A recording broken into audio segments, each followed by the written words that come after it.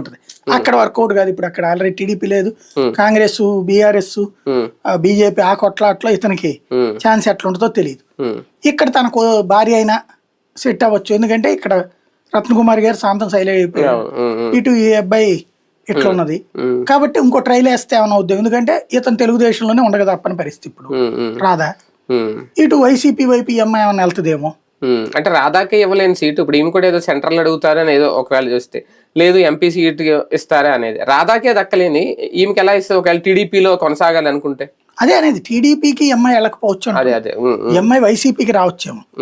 అప్పటికి మల్లాది విష్ణు కాకపోతే, లేకపోతే ఎంఐ ఇంకోటి ఇక్కడ నియోజకవర్గాల పునర్విభజన జరుగుతుంది, అవసరం ఉంది. అవును, అందులో 33% మహిళా రిజర్వేషన్ రాబోతుంది. Bill already bill ఆమోదమైంది. 29 ఎన్నికల్లో మహిళా రిజర్వేషన్ నడవబోతుంది. అందుకని ఎంఐ వచ్చింది అనుకుంటున్నాను నేను. కంపల్సరీ మహిళల సీట్లు బోల్డ్ ఉంటాయి. 33 అంటే ఇప్పుడు 175 అంటే మనకు 225 వస్తాయి. అంటే దాదాపు 66, 70, 80 సీట్ల దాకా మహిళలకి ఇవ్వాలి. అప్పుడు ఈ విజయవాడ కూడా మారుస్తారు, కోటాలు మారుతాయి చాలా వరకు. కాబట్టి ఆ ఆస్పెక్ట్ లో ఆలోచించి ఉండొచ్చు అమ్మాయి. చాయిస్ ఉంటుంది అమ్మాయికి.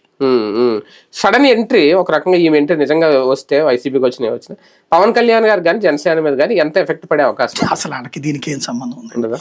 వంగవీటి కుటుంబాన్ని అభిమానించే వాళ్ళు ఈ అమ్మాయిని ఓన్ చేసుకుంటారు లేదని చూడ. ఈ అమ్మాయి అయితే గనక నేను మొట్టమొదట్లో ఇంటర్వ్యూ చేసింది ఈ అమ్మాయి నేనే.